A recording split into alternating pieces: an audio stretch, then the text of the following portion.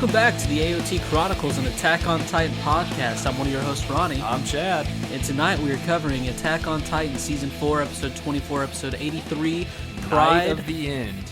Yeah, or as Crunchy said, Night of the End, but it's Pride, right? Oh, yeah, it's Pride. It's the Pride episode. We have so much to talk about real quickly before we get into this thing, so if you're the type of person who doesn't like that, I am so sorry. I'm so sorry. First, and by leave, I mean come back in 20 seconds, please. First, I want to say thank you to you. You're a good friend. You did the cutest thing I've ever seen you ever do in my life. You asked, it's a little chilly in the stew today. Uh-huh. It's very cold. And I would never have expected you to do this. You looked at me in a serious way and you said, do you want some socks? I did. And then I said, my mom might have some that fit you. And even with that little poke of a joke there, it was so cute. Oh my God, we're such good friends. Second of all, how the heck are you? Oh, I'm great, man. All right, third of all, we got a little business to take care of. We have heard some clamorings, some requests, and we finally nailed down, did it. We've talked about it before. We got a Patreon. We did it. We've officially sold out so hard. Yep. The rest of AoT coverage will be behind a paywall. Just kidding. Just kidding. No. The free feed's going to stay the exact same. It's for the insane people who have actually said, hey, we want extra content. We want you guys to have a Patreon. We've got it. And it's at the moment, it's very bare bones. We're just starting it up. There's a $3 tier, a $5 tier. $50. Have we added that one yet? Haven't added that one yet. Sign up for the $5 tier. It's going to get you one extra episode per week. Okay, but if you don't care about that, you can hop in, hop out at the $3 tier. We're going to do some polls and stuff about what are we going to cover next on the free feed? What kind of are we going to do episode by episode, season by season? Are we going to watch the whole thing? That's the kind of stuff that we're going to do on the Patreon. If you got questions, let us know. Put it in the Discord, Twitter, and it's email. also just to support the boys. It's just to support the boys, okay. All right? You know, my parents did say, Ronny, I don't think it's a good idea that you quit your job to rely on this Patreon that no one's signed up for yet. It hasn't even been announced. And I said, Mom, Dad, the listeners got me. And didn't you say, too, you can't succeed in life without risk? No, I've listened to so many motivational podcasts, and they tell me to jump in with both feet. They always say, the beginning of every motivational podcast says, quit your job. Yeah. Quit your day job. And that's what I did. So I have no income at the moment. That's all going to be built up, split two ways with you. No. Okay, that's a joke. We're using the Patreon to improve the podcast. 100% of the funds will be reissued into the podcast until we get to a point where we want to. And that's just we want videos. We want to be able to stream if we want. And no one wants this stuff. This is just stuff that we want to do. We want veneers. Our teeth are a little messed up. Yeah, exactly. But no, I mean, your Guitar Hero tweet popped off the other day, so we got a lot of people asking for you to stream Guitar Hero. I got a lot of complaints on that. And by a lot of complaints, I got one. What was the complaint? It's by Ben. He's a listener that's always been around this place. He had to make a comment about me not fully FCing the song. And I agree, I was not. But like I said, I'm true to myself. And you want to say what FCing is for people who don't understand your It's language? just not hitting. It's hitting all the notes and not missing or messing up. Benjamin, though, decided to tell me that. And I go, Ben, I told the listeners I have not played since I was 14 years old. Mm-hmm. Okay, this is all talent from back then, and I'm not going to practice. I'm not going to sit here and be like, oh, I'm going to practice for the thing. I'm going to show them my true talent of how it's like riding a bike. You don't forget it. The Guitar Hero gods were impressed. They took your pants off. Check that out at podcastchronic. And what do you say we get into the episode? Enough of this bullshit. We're not the type of people who like to plug all this stuff, but it's new. We wanted to let you people know. Check it out in the description, the link. It's also patreon.com/podcastchronic. If that's something you might be into. There's already one episode out there, another episode coming this week. So, what did you think of this episode? I thought this episode was good. All right, why did you look at the TV? Your brain completely collapsed under the pressure. It went dark. It went dark really quick. Okay. Sorry, it kind of distracted me. You know how like when you leave it on for too long, it starts to go dark? That really got in my head. And that was a little thing, and for some reason it just made me so mad just now. But also, you I think you have a recap. I do. I guess I wanted to talk about this before I did the recap. I did want to talk about it a little bit before. So I was going to let it. But yeah, I thought this episode was good. Things happened really quick. Super quick. And at first I was like, whoa, that was kind of weird. But the second time watching it through, taking notes, I was like, you know what? I'm glad that we're at this moment. Yeah. We're here. So yes. Yeah, I thought it was good. Nothing too insane happened. It just was setting up the pieces for future events. But with that said, I think there was a lot of fun moments, and I'm working on a theory that episodes like this sometimes lead to our most fun podcast. I agree. As far as your recap goes, I'm getting worried for you. This segment is getting recognition more so than any segment we've had since Learn a Little Something About Ronny and Chad. There's a lot of pressure. A lot of people like it. And I'm concerned because I don't feel like you're taking it seriously enough since you were finishing up the notes as we finished watching today's episode. Here is my disclaimer, guys. Okay. Few people like it. Few people hate it. We know that. But my disclaimer is that I write these notes down on the previous podcast. I don't even rewatch the previous episode. Right. I literally just write the notes down from my memory. Yeah. So if anything is not very good, it's because I like to keep this segment fresh. I don't like to take it too serious. That's what makes it fun. It is your segment. I've said from day one, I'm giving it all to you, all the glory, all the shame. Let's see how it goes this week. Just know that I was writing this approximately 5 minutes before. I believe at Ronny one point walked through the you door. did say you only do the recap when it's something, when it's a really banger of an episode and you need a recap. Last week was a fun episode. When I think about it, it didn't particularly strike me as us needing a recap. But let's see what you came up with. See, that kind of seems like you're forcing it. That's another thing. I almost didn't do it, but I said, you know what? I feel like enough happened to where I can at least come up with a few points here to help some people out. I know some people missed the episode, or they're maybe thinking, oh, let's just not watch episode 82 and listen to Ronny and Chad's episode 83 podcast. So I'm going to give you the recap right now. This is Chaz Chart's recap of the day. All right? Don't stumble over the words. Pace is so important. And I don't reread these, so when I stumble over the words, it's because this is all new. Yep. Okay? It's not me messing up. Probably some I didn't typos practice in there. this. All right. Dr. Gigi keeps moving forward. Annie has been evicted from her crystal and is bathing in a pool of almond sauce. Hitch, who totally hasn't slept with every MP, helps Annie find her dad. Annie's father beats Annie and says, "You've been hit by a smooth criminal." He cries for her to please come home after she sends his ACL into the Pads realm. Motherfucking Keith Sadie tells his disciples to infiltrate the flock cock squawk and rise up one day. Armin takes it easy on Mikasa and has a panic attack. R.I.P. Irwin, the Shinzo to my Sasageo. Future founder Flock Freedom Forrester is living in a gangster's paradise. Jean might become cheeky again. Connie rides a horse with a miner and tells him they are on the way to a hospital. Be careful. Hanji meets with Big Dick Magath and Miss Finger while Levi can't breathe, sitting in the corner with bandages all over his face. The end. Pretty good. I liked it. Yeah, didn't stumble over it. You missed a golden opportunity to call her Miss Phalange. If you knew the podcast, if you knew your own podcast, you would have hit that up. I would have. My new segment, Ronny Reviews Chad's Recap, 92. 92? Okay. Yeah, I didn't think that there was necessarily lines in there that are going to be stitched onto pillows like Keith Sadie's nuts and stuff like that, but it was so well performed, and for an episode where I didn't know if we needed it, I was glad to have it. Short and sweet, right? And with that being said, 10 minutes into the podcast, let's get into the first minute of the episode. Right out of the jump. Oh, no, that's not right. Right off the jump. We get one of those warnings about this being for mature audiences only. Now, we've seen it before, but there seems to be no rhyme or reason for when they display this in front of our faces. We had Aaron's decapitated head fly across the screen without that warning whatsoever. And now we have like a pretty fun, lighthearted episode, and this pops up. So yeah, I can't even think of like the most violent thing. It's probably... I'm working under the theory that like they just are required to show this a certain amount of times, or I don't know. It's weird. Yeah, Aaron's head got chopped off and it spun around.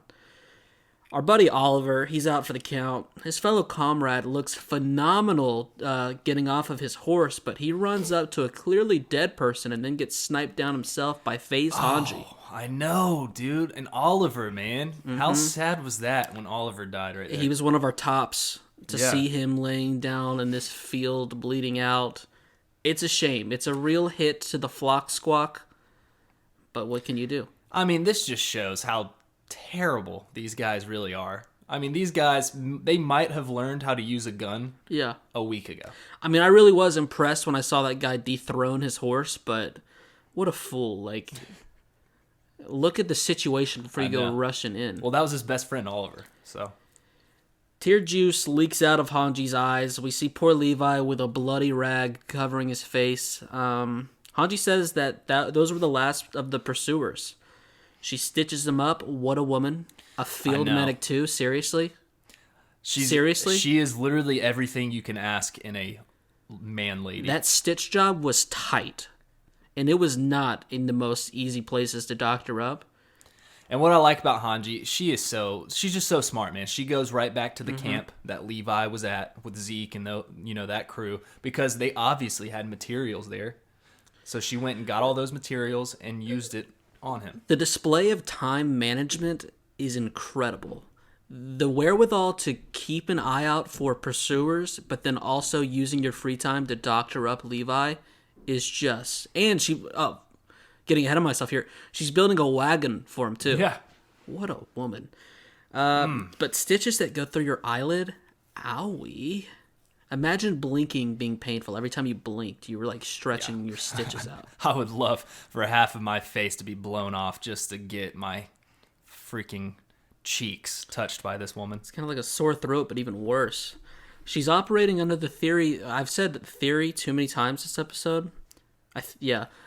But this was in my notes. I'm just reading it like I put it, okay? I'm in a theorizing kind of mood. She's got the theory that everyone turned into a Titan except for Levi because he's an Ackerman. But I think we know it's just because Levi can't appreciate a fine red. He can't appreciate a fine red. So she's assuming that he did get a little droplet at least of the fine red. Which is weird, right? They've been together enough. Wouldn't you think that she's familiar with what's going on here? Yeah, sure. It seems like you would know, like everyone I meet on a one night when there's, alcoholic beverages flowing, they know that I don't drink. Yeah, so well, she probably knows. She's probably years. seen Levi maybe take a sip before, but like this guy would do on such an important mission, he's not going to be sitting there slurping down alcohol. Like, why would he do that? It's true. So she bandages him up in a way that concerned me. Like, what a fine... What a fine how do you do it would have been for Levi to survive a thunder spear blast and a rapid river escape just to die from Hanji suffocating him with bandages. Yeah, that's a top 5 worst way to die, is from bandage suffocation. And we've always said that. Yeah, we've always said that. And also, why does Levi still look hot as fuck with those bandages on him? He really does. This guy, nothing stops this guy from just looking like a whole snack. He's just got a good face shape, so when that's defined by the outline of bandages... it does him favors, it doesn't do anything wrong to him. She's talking about if Eren betrays Zeke, the Jaegerist will control the island with spinal fluid, so their only hope is Pixis and Armin. We gotta hope that they can do something. Spoiler alert, they could not. No. Yeah. Little does Hanji know that Armin was trying to help Eren and Zeke. So she's preparing for them to be fugitives for the rest of their lives, and... She says, times change and you end up in a cell. Nice little quote there at the beginning. And she thinks back to season 2.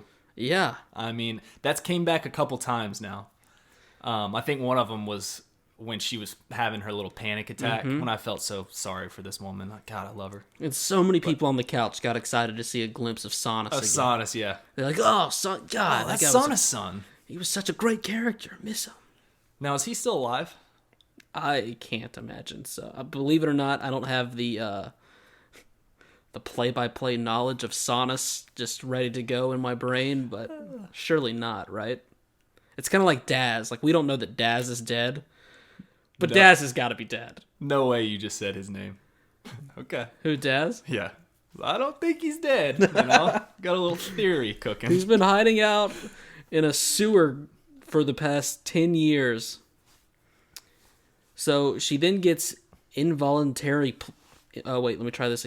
She then gets involuntarily plugged into the paths, And something about this also kind of knocks Levi out of his coma.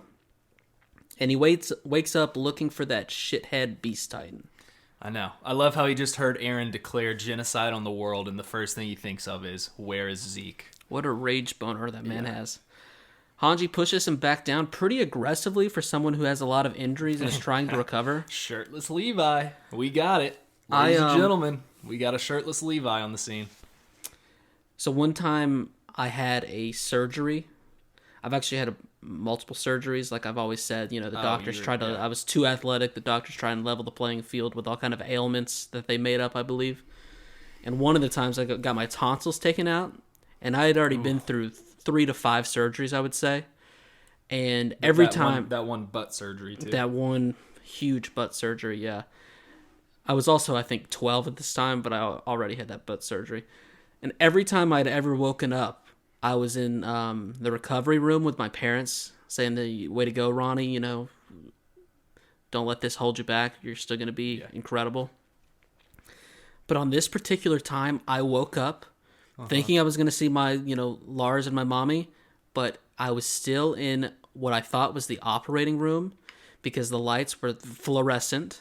Okay. There were a bunch of people clamoring around me. So I thought I woke up during the surgery, went on for this full panic attack, and had like 4 doctors just pushing me down like Hanji was doing to Levi here. So I know how he feels. So what are you saying? You basically had the strength of a grown man at that moment? I'm basically saying I'm Levi and my 13-year-old self, even though they had just tried to once again knock me off my athletic stage, was still fighting. It took 4 people, 4 grown men to put me down at 13. And you were 14 at the time? Mm-hmm. 5'2", 207 pounds. So where were we? Levi. By the way, that's got to be like, if you wake up during surgery, that's got to be a top 5 worst moment, right? Oh, I was horrified. And, I've had another 4 or 5 surgeries since, and every single time I'm nervous when they're putting me to sleep. I'm like, I hope I wake up at the right time. You ask them just to give you a little bit extra juice or whatever. Just I always ask. I say, where will I wake up? And I'm like, will it be the recovery room? And they say, sir, you're 25 years old. Don't worry about that so much. Levi holds up his hands. We see that those 2 phalanges are completely gone. We are not getting those back. I like that little joke that he pulled right there. Did you notice that? He kind of did it in a joking manner. What was that joking manner? He was basically raising up to Hanji like, these phalanges don't even need them. He's like, look. High 3. Yeah. Yeah, even though he's got them missing, he wants to go get the Beast Titan this second. He says he thinks back on Zeke and says he was fully prepared to die and I didn't see it. It was my fault. I was a fool. Yeah, I mean, Zeke's will to die and to not have people be born into this world is just almost as high as Aaron's will to kill everyone. It was stronger than Levi gave him credit for. Levi's not cool with running and hiding, and he looks over and sees the little travel cart Hanji made for him. I mean, she's crafty too. It's not the finest woodwork. It's the kind of woodwork that's going to get the job done. All right? Did you talk about... I think I messed up here. I want to just talk about how cute this was. Yeah, if you messed up, let's talk about it. Let's talk about how cute it was. Right before Levi woke up, Hanji saying that maybe we should just sit here and live here forever. Yeah. That's one of the cutest things a woman can say. Taking care of a man. If I can only hope and dream that I find a lady one day that when my face is half blown off, she takes care of me like that and just says, you know what? I wish we could just live here forever away from everyone. So you're the kind of guy who wants to once again quit his full-time job, quit this podcast, even though we just started the Patreon, find a woman, rent or buy an old Winnebago and then just travel cross country. Is that what you're saying? Yeah, and I got to get in the world. I've got to somehow get a severe injury because I feel like that's the only way a woman will ever take care of me.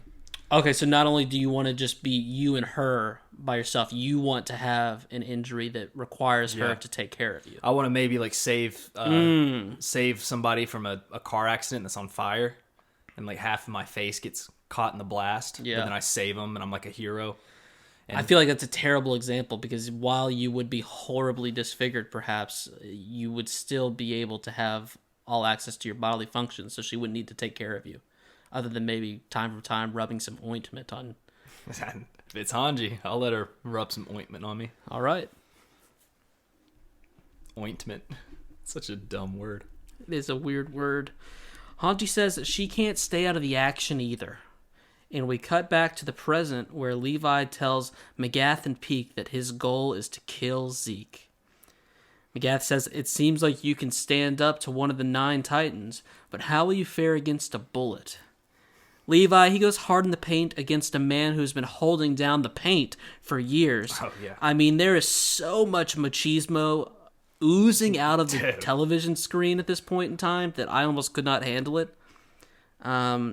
The problem with Levi's plan they come up with is that they don't know where Zeke is. But Hanji, as Peak says, is a Titan expert, and she is sure that he is with Aaron so Dr. Gigi can make use of his royal blood. We saw, the alien parasitic worm We saw it. We saw the alien parasitic worm spine looking thing consume Zeke with his tentacles. Grabbed him by the ankle, dragged him into it. And I am just, you talked about the machismo that's just oozing off. Sure did. My goodness, man. I love Hanji, but I don't know why I'm doing this. I'm just going to come out and say it. I'm shipping Theo and Hanji. I'm doing it. Oh, hey, you did that last episode. I know, and I just talked about her and Levi, but what I'm saying is, I thought it'd be cute as fuck if they lived together. They're not going to, so I'm shipping Theo and Hanji. Oh, okay, yeah. This is the new shit. Hey, man, you get no arguments here. I already told you what a power couple it would be. And then we go, rumbling, rumbling. And back out of the OP, the Colossals are still marching. It's driving Jean absolutely crazy in his cell. He's got to plug those ears. Yeah, with as much as it sounds like an earthquake, there's going to be so many delayed Attack on Titan episodes. It would be like a very obnoxious noise to get, stuck in your head. Because it's like one of those, it wouldn't seem bad, but just like a constant shaking of things and just thumping. I could see where that would get on your nerves. I mean, how do you sleep with that? Yeah, speaking of sleeping, Mikasa can't. Not getting a wink of it.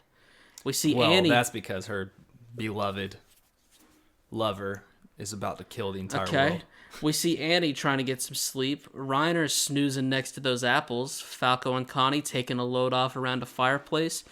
And Connie's trying to figure out how to go about this whole Connie's mom is Jaw Titan plan. Oh, he's going to come up with something really smart to get this guy into the mouth of this Titan. Unfortunately for him, he's making a grave mistake, which is watching cute little innocent Falco sleep.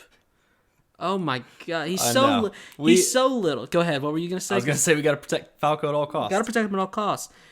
He's so little, he's like the guy who looks like he should be dressed up in his Power Ranger pajamas, falling asleep with his nightlight on, that he was so excited for because he went to Walmart with his mom after getting a haircut, and she introduced him to the concept of color light bulbs, and so the prospect of his room being lit up in a bluish hue as he's laying his eyes to rest was so exciting for him that he was so exhausted, all of his energy was put out there, and he fell asleep on the top of his bunk bed set that him and Colt use. Oh, that's and all that came into my mind just watching him snooze against a tree. But was I wrong? Is that not what he looks like? And not only that, man, we've also right before he, got the Jaw Titan, he confessed his love to a lady. And is there any? This guy has so much balls. I don't even have the courage to confess my love to ladies. And this little innocent kid could do it. He did it. Also, if there was one edit that I would accept to what he looks like, he might not be wearing Power Rangers PJs, but if he isn't, they're Scooby-Doo ones. Okay. Power Rangers, what is that? Connie is wondering if Sasha would understand, and then the next day, Falco is very sharp. He deduces that this is not a hospital at all. Well, Connie, he's also thinking, he goes, what plan would Sasha come up with to get this kid into the Titan's mouth? He's like, okay, I think I've got a good one coming. So he's churning right now. Yeah. Brain's churning. And then you know what he did? When he thought that? Yeah. He looked around, he went, I've got to get something to eat. It's not a hospital at all. Connie says, yeah, I know. I just want to show you something. Be careful.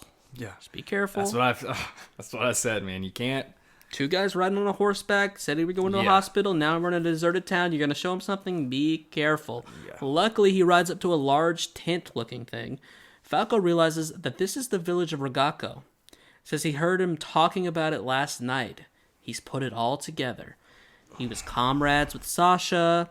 Connie knows who he was, who he's been all this time. He wonders if he's trying to get revenge. And Connie says, not well, by the way, no, that stuff just happens in war. I love how Connie was saying this stuff out loud. Like, it's just too much to just think it in his mind. He's like, you know what? The best plan of action is to say this out loud while that kid is sleeping. He's like, this plan is all going according to plan. He's like, I'm looking at him. He does look like he's snoozing in the top bunk, but so I think I'm in the clear to go ahead and think about this out loud. He reveals his crippled mother underneath the tent, and she's looking good, Mrs. Springer. As crippled as ever, man. Yeah. I've missed seeing this Titan. Can you imagine the crick in her neck? I'm just glad she's not suffering. They're waiting for the right opportunity to get her back. And you can tell that she is so excited to see Connie. her eyes just light up. Oh, she's a vegetable. Falco starts picking up on some creepy vibes, and Connie isn't doing a great job at hiding those vibes. Falco starts picking up on creepy vibes when he sees an upside-down Titan that this man has rode horseback on for hours to get here. Yeah. And then Connie makes a face that portrays him as a 60-year-old man. You know, they usually make the gray hair work, where I'm like, oh yeah, he's a young guy. But then he makes his face, and between that and the gray hair, he looks like he's 65. He just got older. Yeah. Something's up with these faces they've been making, because this was like the Yelena face, like a few episodes ago, where it was like, oh my god, where did that come from? Exactly. But no, they're going to do some teeth brushing, and believe it or not, there will be another oral hygiene comment made later in the episode. This guy's a fucking genius. I was sitting there thinking, God, how is he going to come up with a plan? You just brush the Titan's teeth. How did I not think of that? Phenomenal. He's like, I gotta get him close to the mouth. What could we do? What could we do? He's like, my squad mates have always called me the idiot of this group. I've got to think of something good to where I don't look like an idiot. He's like, now, if I can recall correctly, 7 years ago when I was a young man in the village of Rogako, I put those 2 push brooms out in the tool shed. I could use them. Oh, he's on to me. I've got to hurry up. And thank goodness that Connie's trying to do this, because can you imagine how bad it would be if we let her teeth go downhill? I know. And Falco's such a good guy that he's thinking, you know what? I guess I should help. I should help this Titan out. Falco's like, oh my god, he's right. What if she did get a toothache? Yeah, it's putrid. That would be miserable. Who would want to live that way? Just then, Armin and Gabby come riding up on horseback, and Gabby tells Falco to get away. And Connie, who is totally not prepared for holding someone hostage, takes Falco by the neck and then uses his sword to threaten him in a way where if he needed to make a quick execution, he would also cut off his own arm. Yes, he would. He yells to them that they don't understand and says to Armin, a know-it-all wouldn't get how idiots work. Aw. That actually it pulled at my heartstrings a little bit. Oh. Do you ever feel like that? He goes, he's like, don't tell me you're about to brush that Titan's teeth. And he goes, wait a minute, maybe he does know how I work. Do you ever feel like that? What? That I know it all, yeah. Yeah? Okay. I know it all, yeah. I always feel like that. You weren't calling me the idiot, were you? No. So Gabby tells Falco to use the jaw's power, but he says, huh? What about Galliard? And Connie begins climbing up the ladder as Armin tries to collect his thoughts. He thinks back to Erwin Smith and realizes that if he is to live up to such a man, he's got to sacrifice himself. Yeah, and Armin is psychotic, okay? He's psychotic. There's so many times in this show where you forget how crazy this guy actually is. Oh, well, Erwin is crazy. I mean, and they're both he crazy. glimpses back to, the season 2 when the Armored Titans taking Eren outside of the forest of giant trees, and then somehow Erwin gets, 20 miles ahead of them and comes back marching with Titans as his own self to put himself in danger and a risk, and then he loses an arm. You remember? I remember that now. That was incredible. The Shinzo Demaisa Sageo. He tells Gabby to please forgive Connie as he ODMs up to the beams right above the mouth of Connie's mom. He says he's the kind of guy that talks the talk as he jumps, but Connie saves him in the nick of time. I mean, just imagine Aaron potentially sent back or got these memories to Kruger where it was like, you've got to save Mikasa and Armin. And then the way that Armin goes out is by getting eaten by Connie's mother. Exactly. Crippled mother. And by the way, that bitch was faking it the whole time. Did you see how she sprung to action to chomp it? Yes. She's been waiting for this moment. She's been sitting in this position, playing the long game. Those teeth are fine. They did not need brushing at all. What a massive chomp. Jeez. By the way, Falco is a freak of nature athlete. When saving Armin, Connie threw Falco back, and later we see in the background, Falco managed to catch himself onto the ladder. I saw that with one arm. 10 out of 10. Oh, what a play. Gabby is Simone Biles to that. Mm-hmm. We cut back after a little bit, Cabby. Gabby has told Falco about Colt, so he's grieving, understandably. Aww. I thought it was kind of a nice way for the show to do that. It just took that one line of him to say, "How do you my think brother." She said it? I would have said it and I would have tried to say it in a way that he wouldn't be too sad. I would be like, Falco, look, when you turned into a Titan, you cooked your brother's epidermis. Way, it's kind of like when you say it like that, it doesn't sound as bad. No, that would be really fucking stupid. What I think she said was, she was like, "Yeah, so you're the Jaw Titan," and then, Falco, you said, I don't know if you remember this. I didn't actually say it back, but we were in the shed. And you said you loved me. Your brother also died. But when you said you loved me, did you mean that, or was it just kind of this situation? And he's like, "What? My brother died?" And she said, "Yeah, but Falco, you said you loved me." Yeah. What? You also said something about getting married. Is that happening now, or are we waiting till later? She's like, "I'm just not sure if I'm ready for such a commitment." You know what's sad though? They've only got 13 years together. Yikes. That's as long as they lived. You know my theory. I'm not falling for it yet. I am. That's how this show's going to end. It's going to be... Everyone dies. No, not everyone dies. Falco dies from his 13-year limit as Gabby is mothering their children. Okay. Connie, unfortunately, is a self-proclaimed idiot. He asked Armin what was his plan if he got eaten by his mom.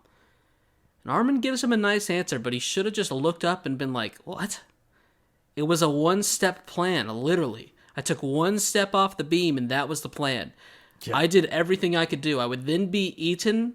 I had no future bearings on how the plan was going to go. Meanwhile, Miss Springer is in the background like, "For the love of God, someone kill me.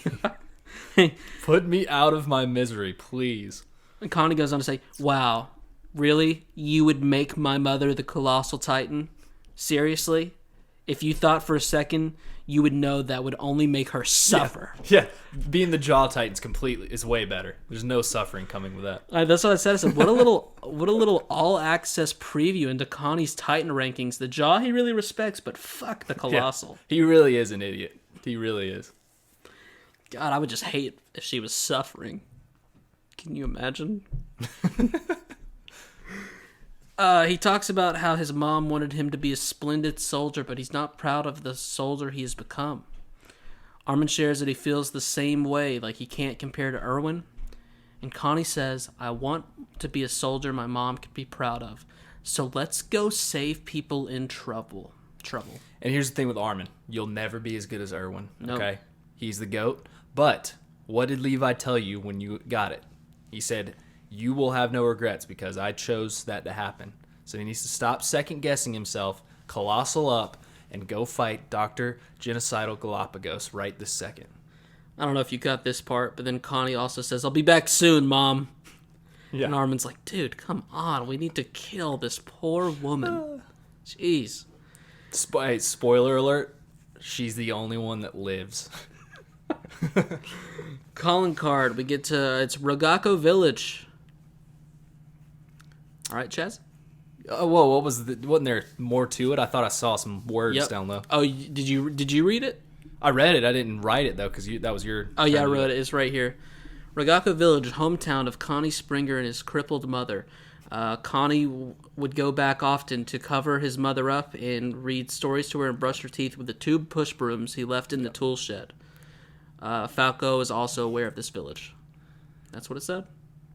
Yeah, and by luck, she was not turned into the Jaw Titan, so she will now not be in misery. She was saved. The Colossal. We wanted her to get the Jaw. But good lord, if she had become the Colossal, what a travesty that would have been.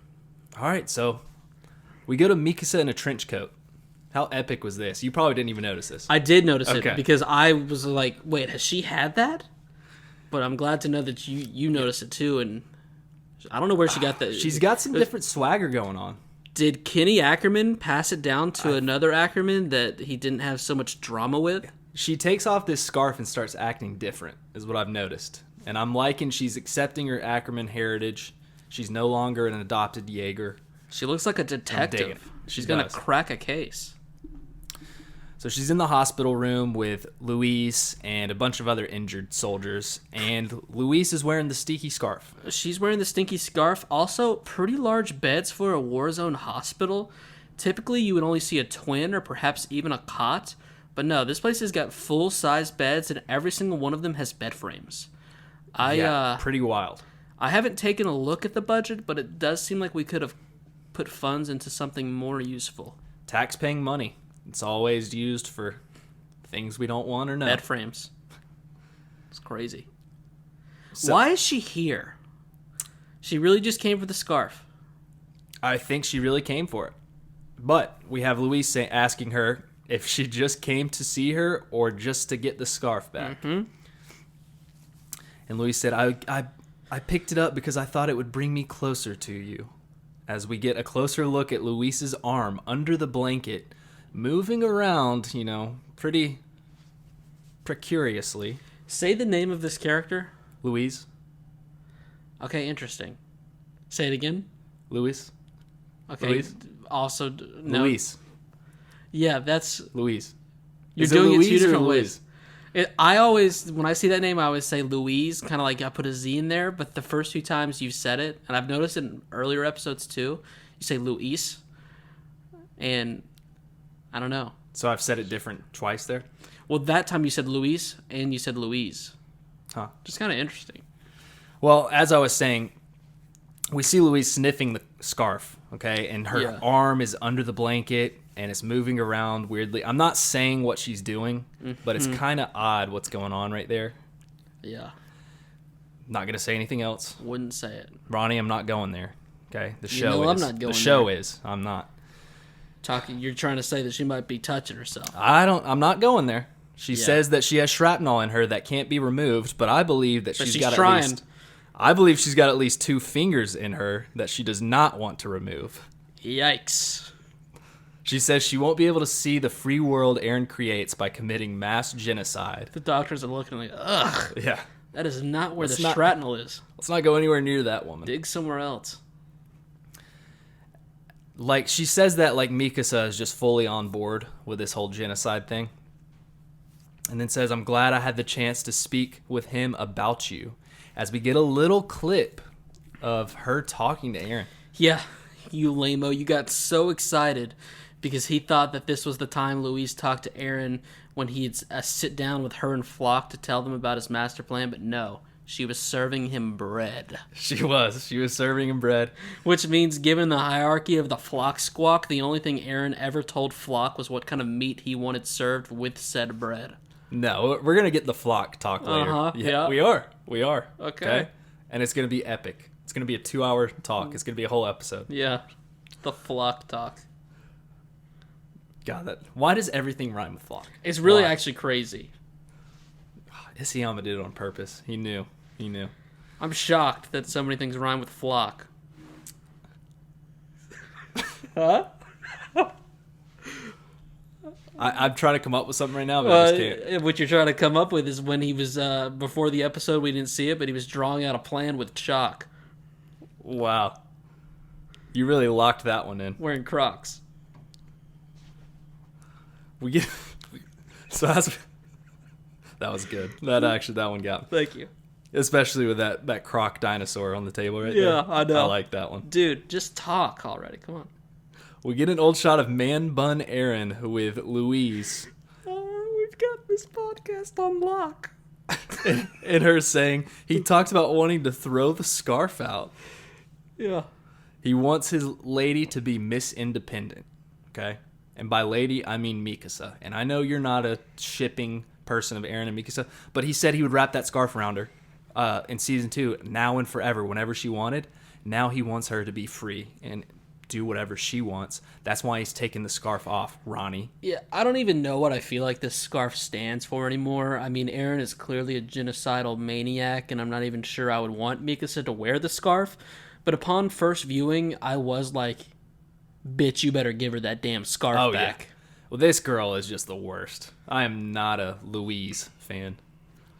Mikasa says, give it back as lousy. Look, I put lousy right here. It auto-corrected to lousy. I'm just going to leave it. Okay? Yeah, lousy Louise. As lousy keeps gassing her up, saying she did it for her and has no regrets.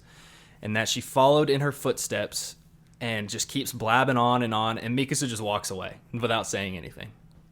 Get wrecked. Get ghosted. We then go to a crew saying the last of the Wall Titans are finally leaving and that the rumbling sounds like the bells of freedom. Interesting. Okay?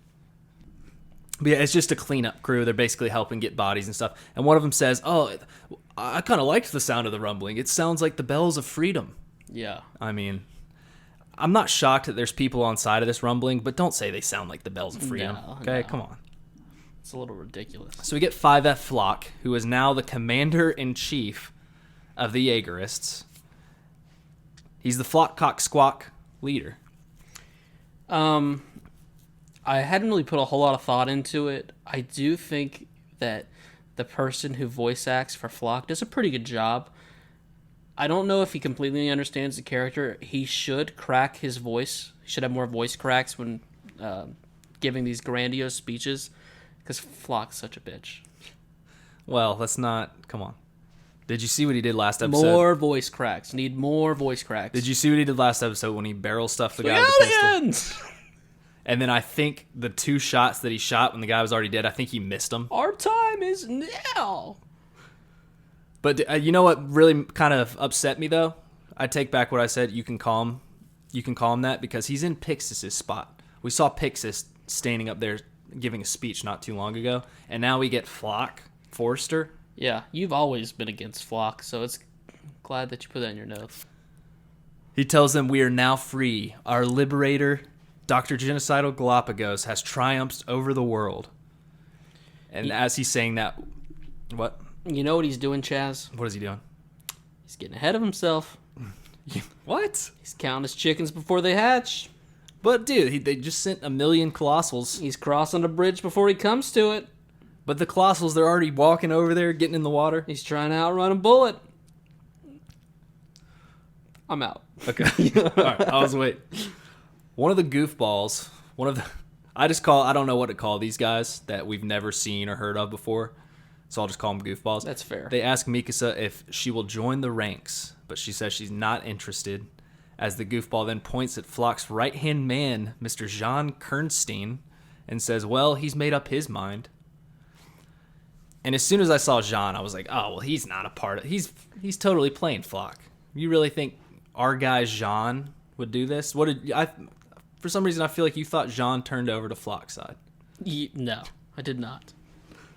I've got a note about that later. Flock then steals the Shinzo Sasageo line, and he's teetering. I like Flock, but he's really teetering on the edge of me not liking him. Shinzo Sasageo it's like one of those... It's a refined red, you know? When you receive it into your body, you want to cherish it, okay? You don't want to overuse it. And this, you don't want to overuse it, get sick. You don't want to throw it up. This is like I was showering in Shinzo Sasageyo's, and it was too much. They're overusing. Yeah. If you overuse something, it's not special. And what do you know? Oh, Flock ruined something. Crazy. That my ex-girlfriend, we would fornicate one time a year. Too much anal wasn't special. Yeah.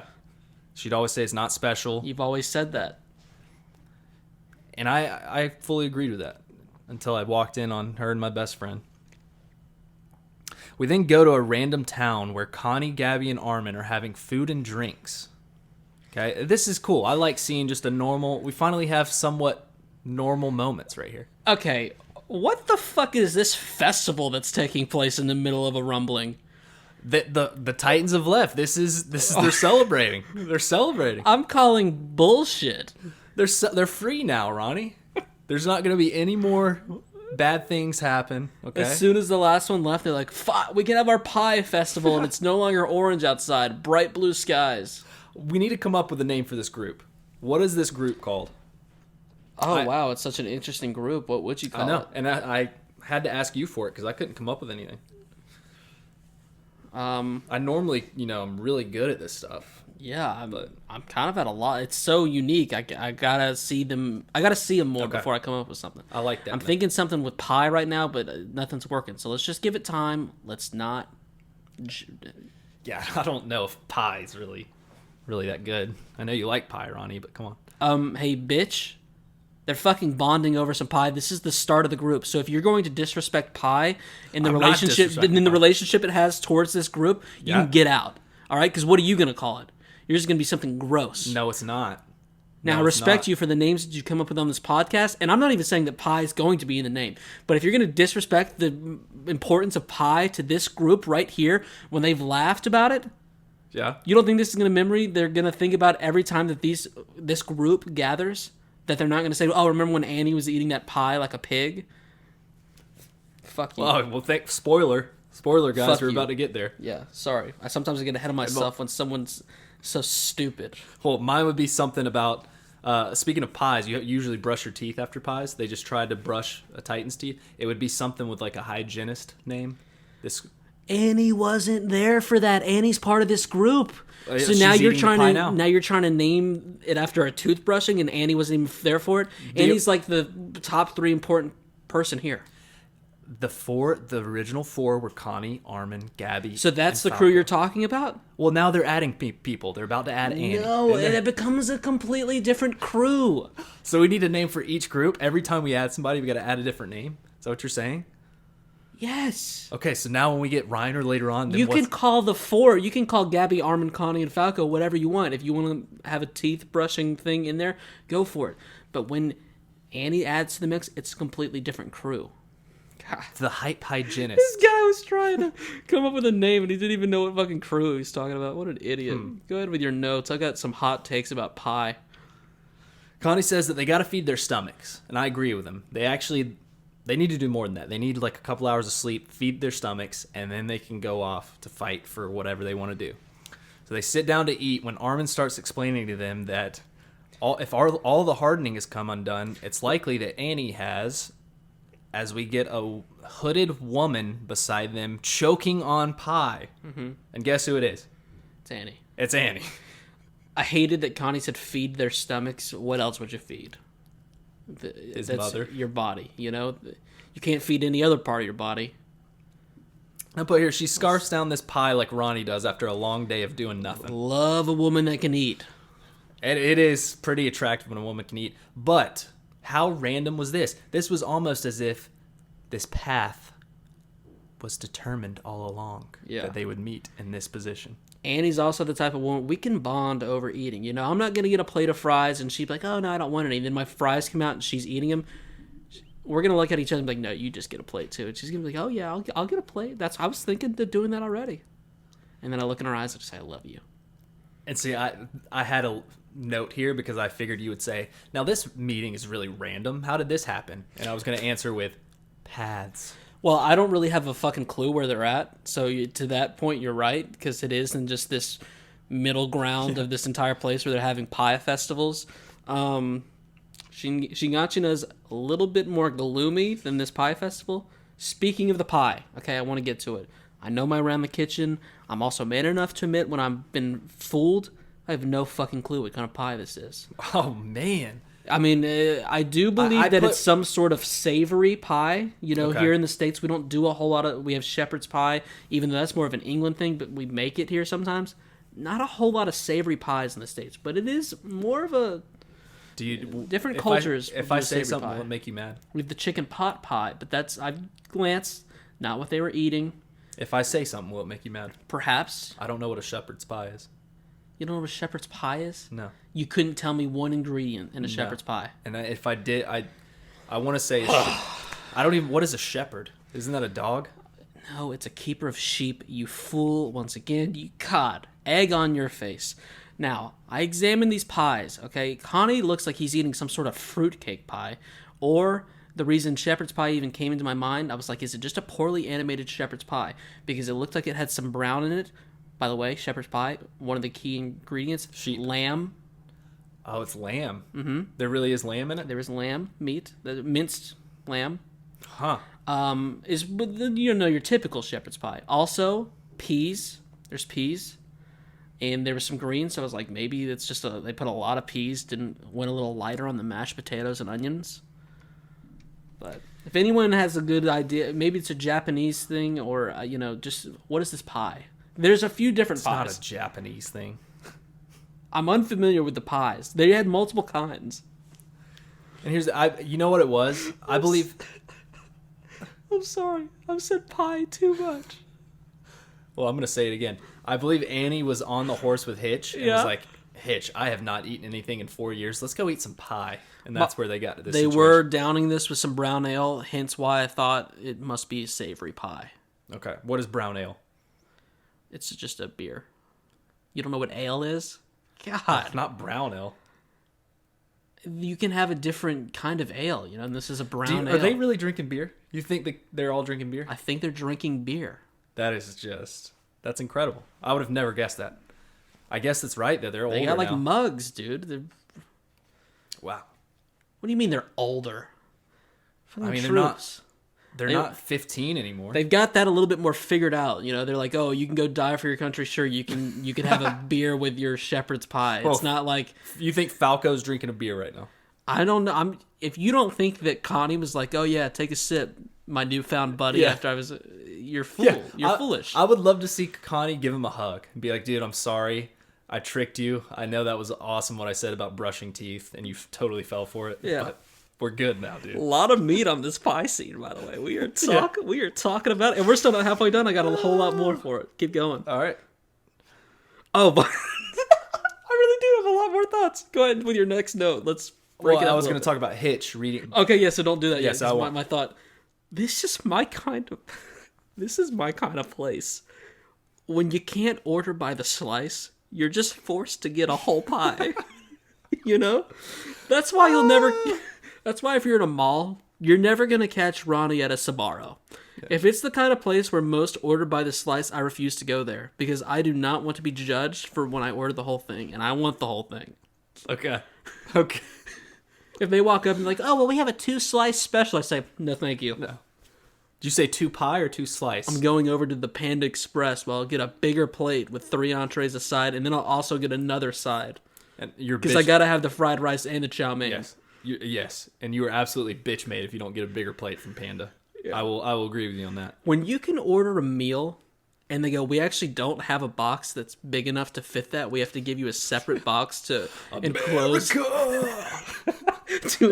the entire meal. Yeah. That's when you're doing something right. Every time I get that meal on the ride back, I'm just going, America!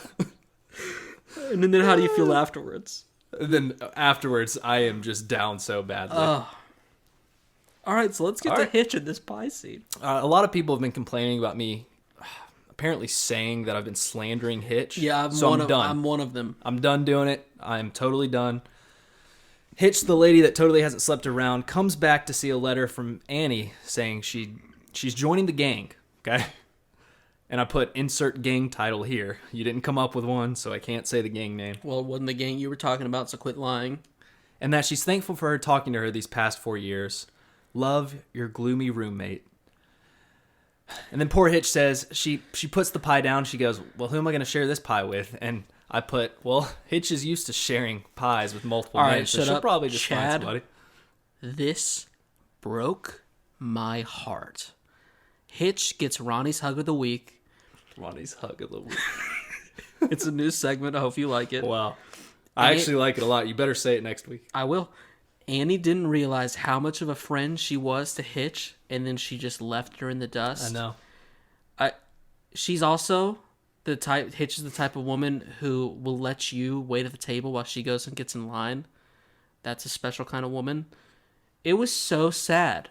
She's sitting at this table alone, and there's a ton of people in the background. That's what I was saying. There's a lot of lads that would be definitely willing to eat some of her pie. Nope. 2 dudes. No, because these 2 dudes that I saw, they had their arms around each other. And I even thought I heard them say, "What would I do without you, friend?" Right as she was trying to eat that entire pie by herself.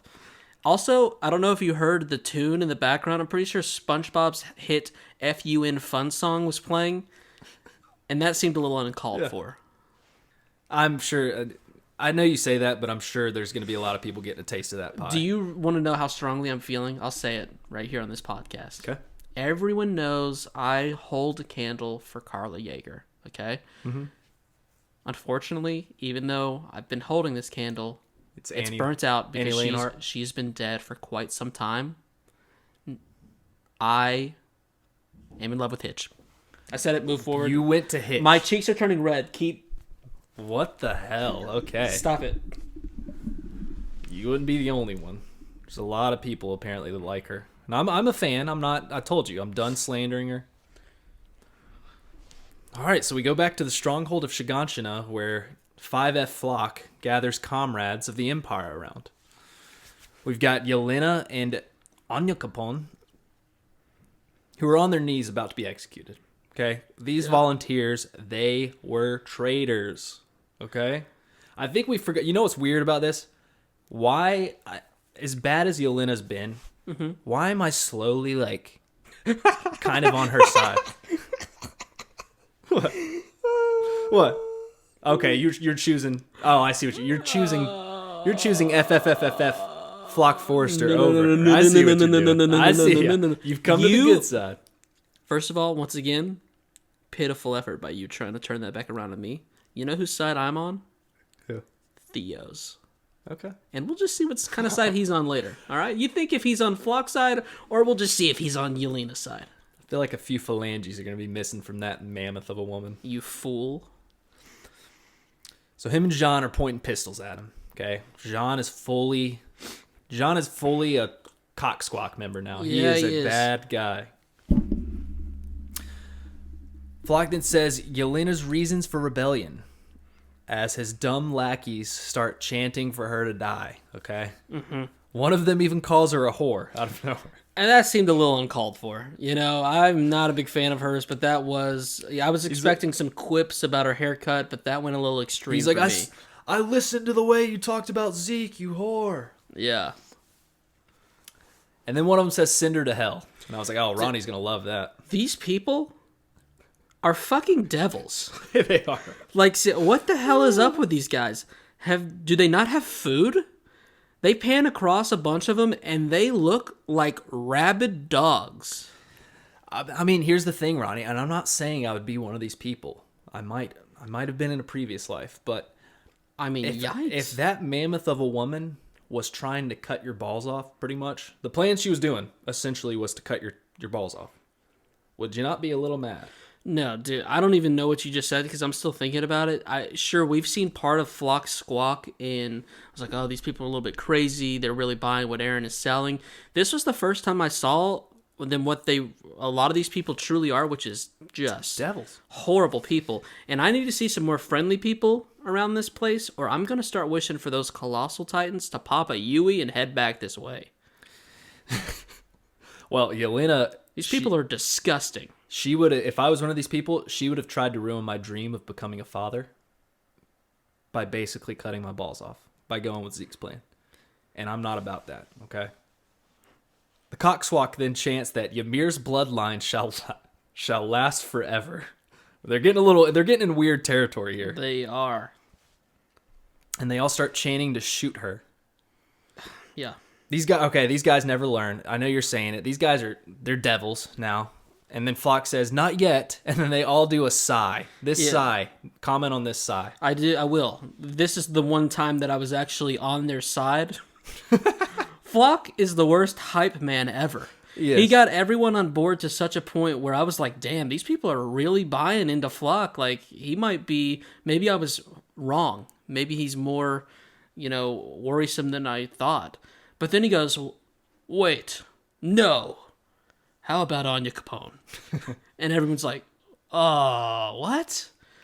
Like, now you got to get us hyped up to kill her. We don't even, what is this teetering? Capone's not even that bad. Like, we feel like we're on a seesaw. So yeah, then Flock talks about the lad Anya Capone and says that he didn't know about the euthanization plan, but said he'd rather die than live under our rule. They're like, she was basically, as Chad said, trying to chop our balls off. He doesn't want to be one of us, but does she? Is she saying that she wants to be one of us? Does that not also apply to her? How is he worse? Racist? I know, really. Someone should have said that. Well, someone does say it here in a little bit. Anya Capone then starts laughing, and I feel, okay, this is legit the only, think about this. We've got we've had the Jaegerists and the volunteers. Besides Flock, our Lord and Savior Flock, Anya Capone is the only one that I think we've had a keen interest to. Yeah. Out of all of them. Also, speaking of that laugh and other things, 2 things I got for you. First of all, talking about stuff that rhymes with Flock, someone should have thrown a rock at him. Okay. Second of all, I'm saying it right here. I'm starting it. Anya Capone for the 12th version of an on-screen Joker. What a chilling laugh. Yeah, it was chilling. He's got chilling. the chops. It was chilling. Because it was like intimidating, but also sad at the same time. Yeah. It's one of those. It was why you asked if I needed socks earlier. It was because my feet got chilly because of that laugh. And unfortunately, Falco ate Pac. What does that have to do with what? I mean, it was a rhyme. You said sock, I said Pac. Nice. Okay. Nice. I had to throw something in there. I hadn't thought of anything this entire time. I was like, I've got to come up with something. No, I liked it. He says, I did all this to help y'all in my hometown, but all it got me was my hometown massacred, and the only one left will be you xenophobic shits. Yeah. Get wrecked. He laughs again. He does another laugh. And after we looked up the word xenophobic, we laughed too. And after we typed in how to pronounce it, we had to do the Google Translate like voice over. Yeah. Because I was saying xenophobic. Mm-hmm.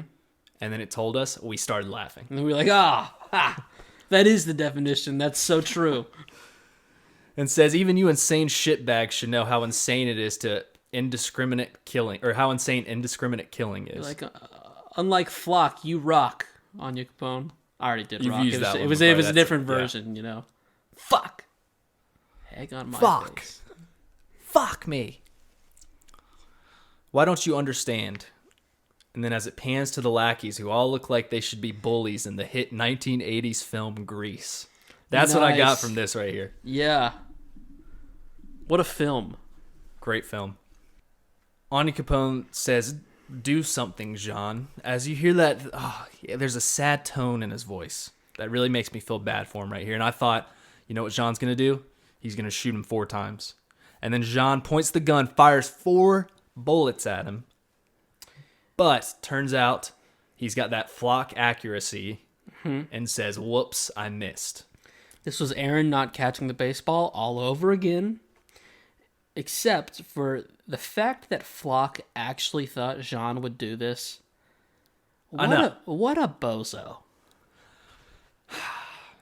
This guy's so stupid I'd cook him up in a wok.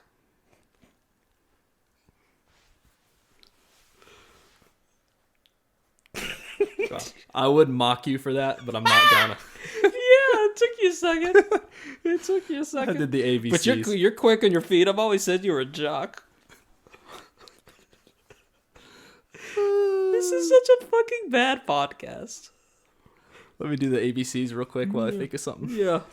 Go check out the Patreon for more quality content such as this. I just balked trying to think of something. Yeah. Runner on first. And follow us on TikTok. That was good. That was a good one. Thank you. We don't have a TikTok. Don't even go look over there. I think I also had another note here that wasn't a rhyming joke that we've definitely run into the ground at this point. Oh, wait, never mind. I don't. It's just more rhyming jokes that I won't say this time. Let's cock up the rhyming jokes and seal them away. So we get to cock, flock, cock, squawk. Cock. Sorry. Oh, nice. That's what I meant to say. I don't think it works, but... It doesn't work, but we're going to say it does. So 5F panics and says, what's the big idea? 5F, by the way. Yeah. It's funny. Doesn't exactly roll off the tongue. No, it doesn't. But it's better than saying F, F, F, F, F. Yeah, you're right. And I can't just say future founder freedom force. You can't say block. that every time. It would be impractical. So as he says that, we get none other than Peak Phalange. I've got to say that now that you mentioned it earlier. Thank you. Comes swooping in, takes out like 10 of those just goofballs. Yeah. Just starts throwing them around and then just swallows up good old Anya Capone, Yelena, and Jean. As Jean pushes freaking Flock out of the way and saves him. I hate to do this. She's got a big mouth. Why the fuck would he push him out of the way? He could have let him get swallowed up and then shot him in there. Maybe he was thinking, oh, he's got a gun in his hand. If he gets swallowed up, he'll shoot us. I don't know. Did you see what kind of state they were once they were outside of the mouths? I don't think they could have done it. There was a bunch of rumbling and tumbling inside of that mouth. Flock wouldn't have been able to do anything, and this is like one of your big problems. Yeah. I don't know. Maybe he was just thinking he'll pull out that thing on him. I mean, sure, I'm sure it's kind of a case of you chop off the head of the snake, one will grow back, but like, dude, let's at least get it started. Yeah. Let's make him grow it back. Is Flock gonna die in this show? Yes, he's going to die. You really think so? Okay. Okay. I'm on to you. Okay. Does Yelena die? Or just get tortured? I'm waiting for, I'm holding out good hope for my guy Theo, but I am worried that some bullshit's going to go down and she's not going to die as soon as she should. I mean, I wouldn't mind her living if she got tortured and ended up living. She can live. I just don't need her anymore. Yeah, her purpose is pretty She can dumb. come back in the finale for like the girl power scene, but I don't need her for... You know there's going to be one of those, right? Well, yeah. I'm looking forward to it. Especially if Hitch is there. Well, she's not. It's going to be... Love you, girl! It's going to be Annie, Peak, and Gabby, if anybody. Come on now. Well, and Yelena. She's going to be there for it. And Hanji. I didn't mention Hanji, but she will be there. She'll be riding Peak. I can't wait for that scene. When Hanji is riding Peak, that is going to be so epic. Or roles reverse, Peak is riding Yelena. She didn't become the cart titan. She's just riding Yelena instead. Peak is riding Yelena while Hanji rides Peak. Yep. It's going to be awesome. It's going to be great.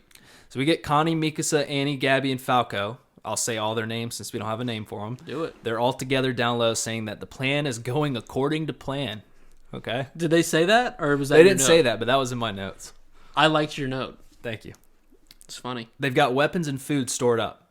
Okay? They got a lot of shit. This is genius right here. I wasn't even thinking. If you're going to go take out Dr. Genocidal Galapagos, it's going to take some time. It's going to take some effort. You got to have energy. You got to have food. You got to have water. They've got supplies. Okay?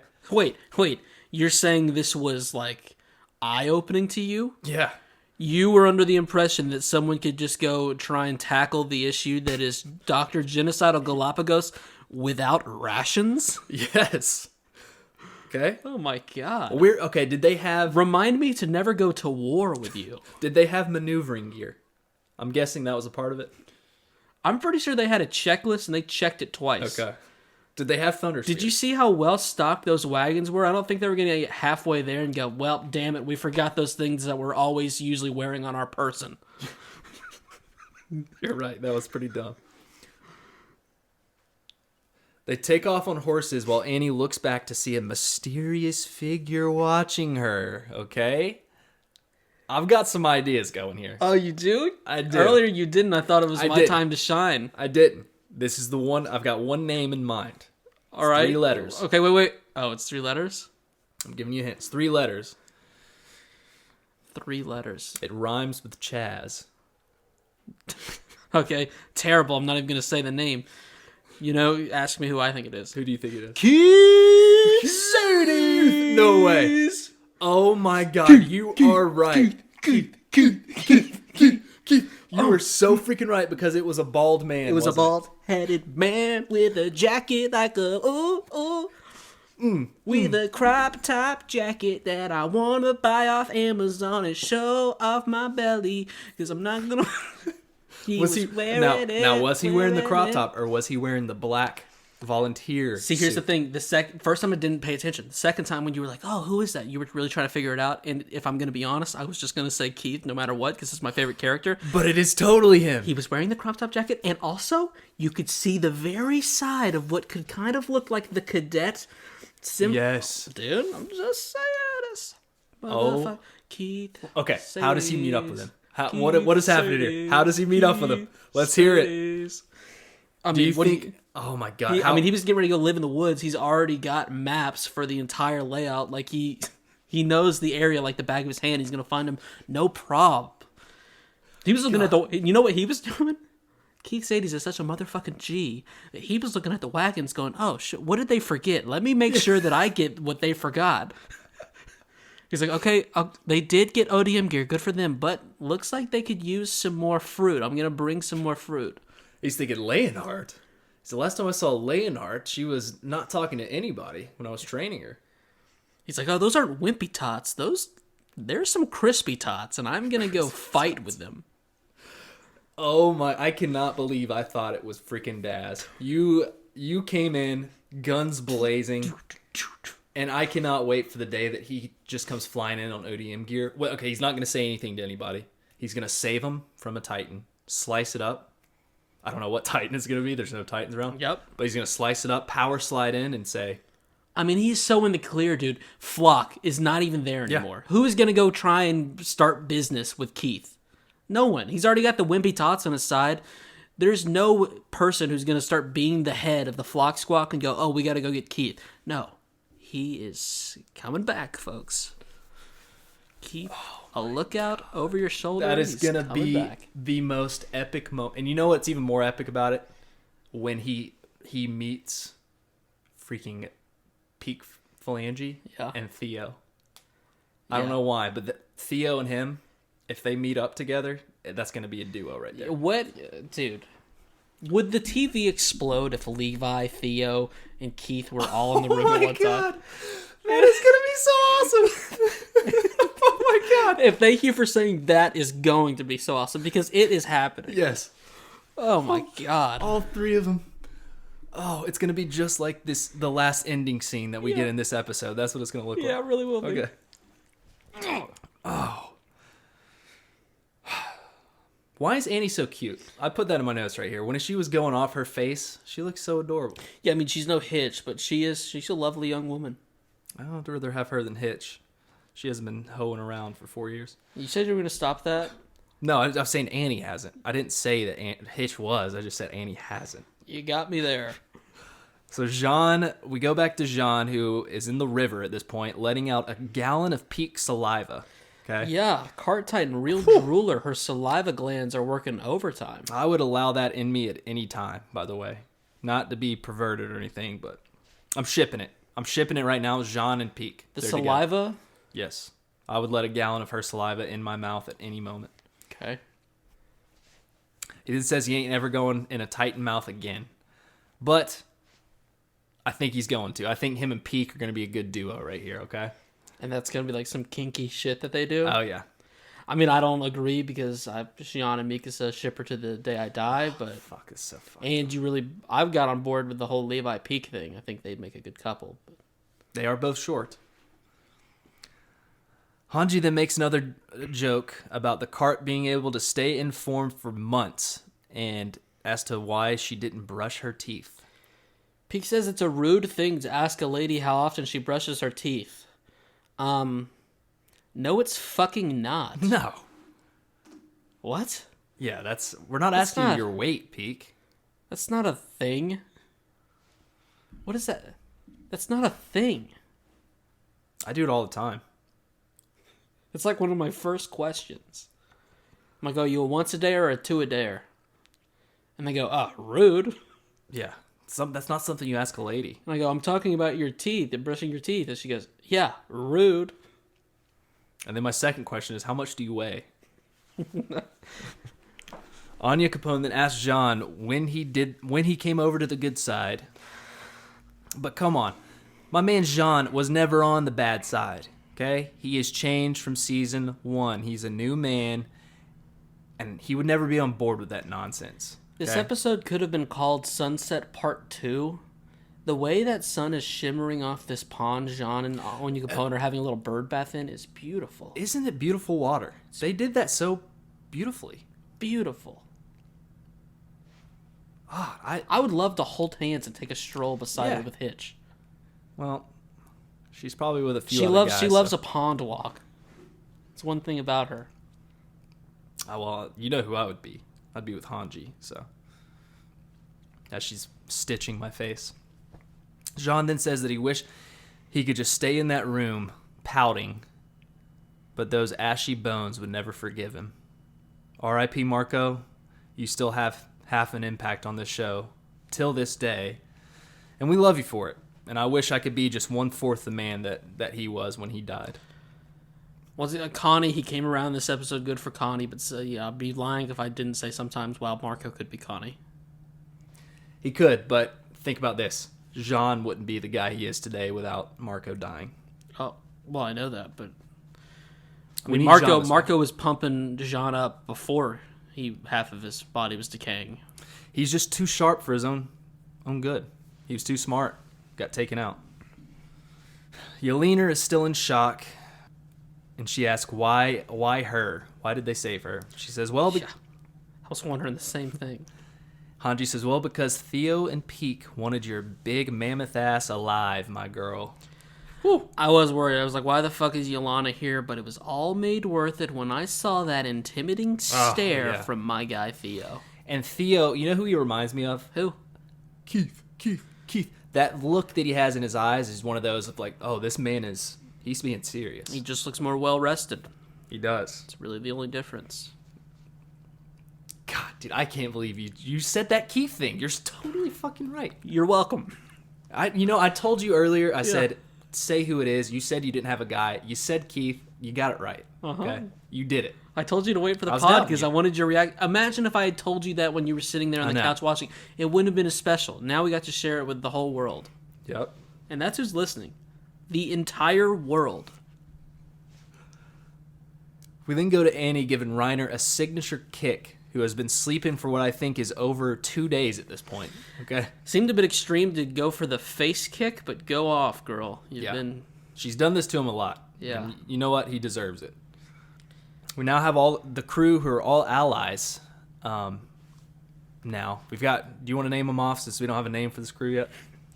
Yeah, you got Annie, you got Gabby, you got Falco, you got Connie, and you got Armin and Mikasa and Reiner. And well, yeah. And now this is a completely different group from the Pie group. This is a whole other group that we got to come up. with. I mean, you know what? We can call that old group the Pie group. I think that just fits perfect. Okay.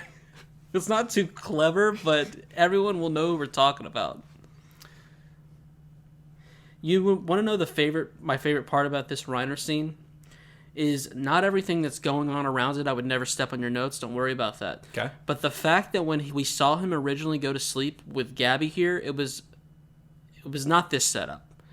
Like you said, he's been sleeping for like 2 days. He woke up once or perhaps multiple times, and instead of going out and doing anything, he just, constructed a nice little pallet for himself along with some nighttime snacks in the form of apples. Yeah, he did. He was like, oh, I'm going to move myself next to this wall so I can lay my back against it. I get this I got some blankets and a couple pillows. Great. I love making a pallet, by the way. Oh, I do too. Sometimes I slept on the floor the other day. Did you? How crazy is that? That's awesome. 25-year-old man sleeping on the floor. It's all right. I mean, if you get to make a pallet, why would you not? So we get the man, the myth, the legend himself say that there's not much time. Let's go. The true hero of this show says, we're going to save the world. What a badass Connie, line. Can't believe it fell into Connie's lap. Springer. Yeah, I appreciate it. He did a good job. It gave us a laugh. Just the fact, if you had said, who at some point is going to say this line, how low would Connie be on your list? He'd be at least the 90th or 91st person. If I told you at the end of season 3, I was like, someone says this line later on in season 4, who do you think? How many guesses? You might have even forgot Connie was a character. Yeah. You would have been like, wait, you're saying I haven't named it? And I'm like, no. I wonder if Reiner was like, really? Connie just said this? Like, he was all about it until Connie said it. End of episode. We got to talk about this real quick. Talk about it. The Wall Titans. We obviously know that they're slow as fuck. They're colossals. Mm-hmm. Where are they at this moment? I wonder if they're already in the water. Or if they're like, I don't know. Yeah, I mean, you brought up a good point about the idea of colossal titans just doing a light breaststroke across the sea. I told you, we don't know how this world is set up. I guess every time I've thought about it, they're always just walking across it because they're so big. But like walking on top of it? No. Like they're just walking through the water. Okay. But the sea is very deep, Now, it's not a long ways from the island to Marley, so maybe it's, obviously, I mean, it's still going to be deep, but maybe it's not as deep as, per se, being in the middle of the Atlantic. They don't need oxygen. No, I mean, they've been in walls this entire time. So, I mean, they might just, if they want to have a surveying crew that's on top of the water all times, maybe they go with a strategy of stand on my shoulders, I'll walk across the bottom of the ocean, you guys keep a lookout, or maybe they all just walk across the bottom of the ocean. And now think about this too. They're in a single file line right now. Eventually they've got to clump together and not be in a single file line, or they'll not trample everything. So now do they get to the edge of the shore before they get in the water, and then they make like a clumped group to then push forward? Or are they going single file all the way in the water, and deep underwater they then converge and then come up? Like, we need to see how this is constructed here. Okay. No, I agree we do, because, they've been marching for, an entire 24 hours at this point? I guess it is 24 hours, Maybe even a little bit more. And they're just saying they're all finally leaving. Like, the last are going. But, so there's some that have the first. There's some that have a 24-hour head start. Now, did Dr. Genocidal Galapagos say, all right, hold up, let's wait for the others, let's gang up right here? Or is he... And, what is the timetable of the rumbling? How long of a process is this going to take? Are we tackling a country at a time? Is he dispersing them all out into, like, the entire world? You're right. It's really... It could be taking so long just because it's a single file line, and as soon as they finally get together and clumped, it's going to be maybe a week before the entire world is We talked about it an episode or two ago. It's really going to depend on how deep they go with the Titans. Are they going 4 deep? They're going 5 deep.